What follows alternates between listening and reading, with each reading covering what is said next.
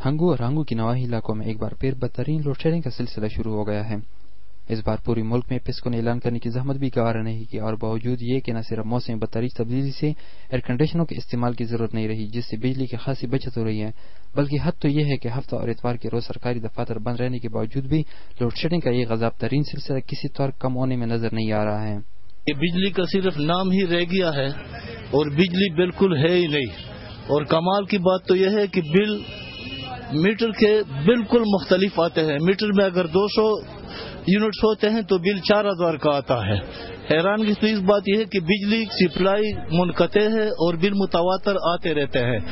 ہنگو میں 10 سے 12 گھنٹے جبکہ نواحی علاقوں میں 12 سے 14 گھنٹے لوڈ شیڈنگ ہو رہی ہے۔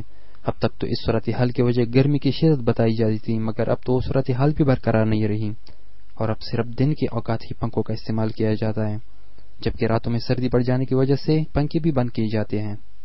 آخر ہم کیا کہیں، پہلے کہہ رہے تھے کہ پاکستان میں پانی، اب تو پانی گھر گھر میں گھس گیا ہے، پھر بھی کہتے کہ بجلی نہیں ہے۔ ہم یہاں پہ اس سیزن کو دیکھو کپڑے بنا رہے ہیں، یہاں پہ بجلی نہیں ہے، بار بار ہم یہ احتجاج کر رہے ہیں کہ ہمیں بجلی پورا کرو، بجلی پورا کرو، لیکن یہ آخر کیسا پاکستان ہے؟ ہمیں اپنے گھر میں بجلی موصول نہیں ہو رہی تو ہم یہاں پہ جینا کیسی جئیں گے اور کیا چاہیں گے؟ یہاں پہ ہماری یہ آپ لوگوں سے گزارش ہے کہ ہمیں بجلی پورا کرے۔ بجلی کی طرف سے ہم لوگوں کو بہت تنگ کیا ہے، کسی کا فریج جلا ہوا ہے، کسی کا استری جلا ہوا ہے، 1 منٹ بجلی آتا ہے 10 منٹ جاتا ہے، سب پریشان ہے بجلی کی وجہ سے۔ بجلی کا ہم لوگوں کو بہت تکلیف ہے۔ حکومت نے 24 میں سے 10 گھنٹے کا لوڈ شیڈنگ کو کہا تھا، لیکن ادھر تقریباً 16 گھنٹے لوڈ شیڈنگ ہو رہا ہے۔ یہاں ہمارے علاقے میں بجلی کی بہت تکلیف ہے کیونکہ ہم اسٹوڈنٹ ہیں اور ہم پڑھائی نہیں کر سکتے ہیں بجلی کی وجہ سے۔